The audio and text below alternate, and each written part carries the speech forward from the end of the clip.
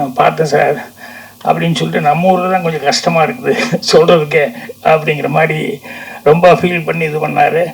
அதனுடைய ஆதங்கமாக என்னவோ தெரியல, இந்த படத்தினுடைய ஹீரோ வெற்றி வந்து ஒரு ரைட்டர் ஆகணும் அப்படிங்கிறது சின்ன வயசுலேருந்தே அவருக்கு ஒரு ஃபீலிங்காக இருக்குது அப்படிங்கிறது அந்த சீன்ஸ் எல்லாம் வரும்போது அதில் தெரிஞ்சது. உண்மையிலேயே இங்கே ரைட்டர் அப்படிங்கிறதுக்கு வந்து முன்னாடி எல்லாம் வந்து அந்த கதை இலாக்கா அப்படிங்கிறது இருந்தது. எல்லாமே தேவர் ஃபிலிம்ஸ் கதை இலாக்கா இருந்தது, சத்யா மூவிஸ் இருந்தது, ஏவிஎம்ல இருந்தது, எல்லா இடத்துலையுமே வந்து ஜெமினியில் இருந்தது. இப்போ வந்து கதை இலாக்காங்கிறது எல்லாம் இல்லை, கதாசிரியர்களும் ரொம்ப கம்மியாக போயிட்டாங்க. அது வந்து என்னன்னு தெரியல, ஒரு தட்டுப்பாடாகி போச்சு. அது மாதிரி இருக்கும்போது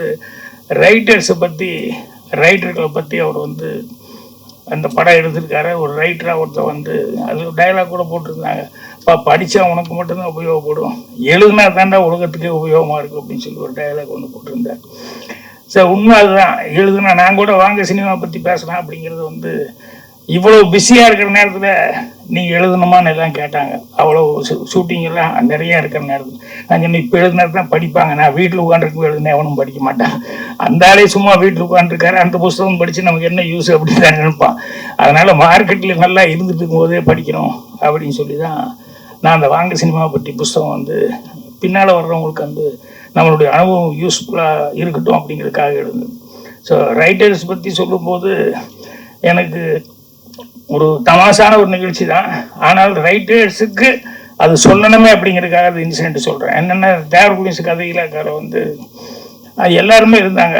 கலைஞான சார் இருந்தார், தோயவன் இருந்தார், டைரக்டர் மகேந்தர் இருந்தார், மாறா, இப்படி எல்லா ரைட்டர்ஸுமே அங்கே இருந்தாங்க. தேவர் புலிஸில் என்னென்னா முதல் நாள் போகும்போது, டேய் இந்த இடத்துக்கு கொஞ்சம் நல்ல சீனாக ஏதாவது ஒன்று பிடிச்சிட்டு வாங்கடா அப்படின்னு சொல்லி அனுப்புவார். காலையில் 8 மணிக்கு கார் போய் எல்லா ரைட்டரையும் ஒவ்வொருத்தையாக காரில் தூக்கி போட்டு கொண்டு வந்து உட்காரு.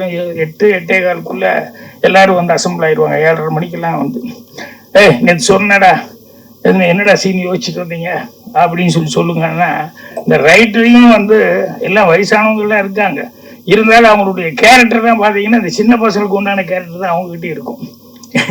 என்னென்னா தூயவன் யோசிப்பார், அவருக்கு ஒன்றுமே கிடைக்கல, போனால் சின்ன பத்தவர் பயங்கரமாக திட்டுவார், துளுக்காக அப்படியெல்லாம், அதாவது தமாஷா பேசுவார், பிரியமாகவும் பேசுவார், எல்லா உதவியும் செய்வார். அவர் வந்து பயங்கரமாக திட்டுவார் எல்லாத்தையும் வச்சுக்கிட்டு அப்படின்னு சொல்லிட்டு அவருக்கு சீன் வரல, அப்படியே யோசிச்சுக்கிட்டே வருவார். காரில் வரும்போது கலைஞானத்துக்கிட்ட கேட்பார், என்னென்ன உங்களுக்கு ஏதாவது, அவருக்கு சீன் வரலன்னு சொல்லல, என்னென்ன ஏதாவது பிடிச்சிட்டு வந்தீங்களா, ஒன்று பிடிச்ச தூயவன் அது அந்த அளவுக்கு கரெக்டாக இருக்குமான்னு தெரியல, சொல்லுங்க, சொன்னால் தானே 4 பேருக்கு தெரியும் அப்படின்னு உடனே தூயவங்கிட்ட கலைஞான சொல்லிகிட்டே வந்திருக்காரு.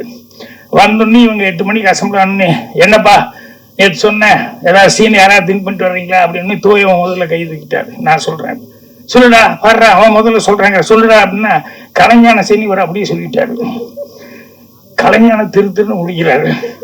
இப்போ அவரால் சொல்லவும் முடியல, இல்லை நான் யோசிச்சுட்டு வந்தேனே வழியில் இப்படி வந்து திருடித்தான் நான் என்ன